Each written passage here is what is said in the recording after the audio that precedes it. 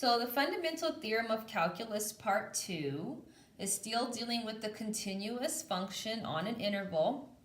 And they're saying if you define a function to be the antiderivative from some constant until x, then if we take the derivative of that integral, it will cancel everything out and leave f of the variable on top. This is basically telling us that differentiation and integration can be viewed as inverse processes.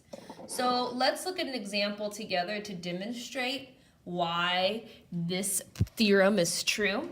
So notice, in order to use fundamental theorem of calculus part 2, it must be from a constant at the bottom up into a variable at the top.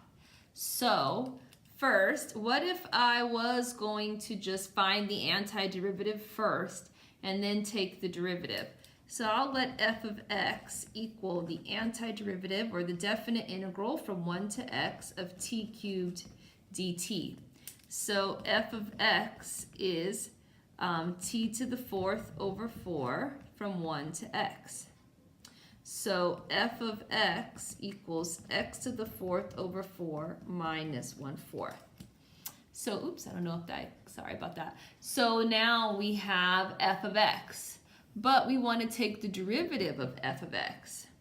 So the derivative of f of x equals 4x cubed over 4, which is x cubed. So if we notice, the derivative with respect to x of this definite integral of t cubed dt equals x cubed, which is what the theorem states. Now note, t is called a dummy variable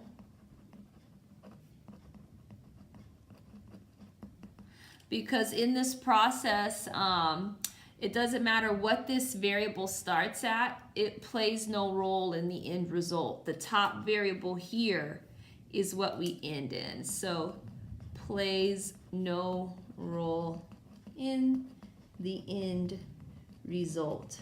So just because this says f of t, it does not have to be t every time.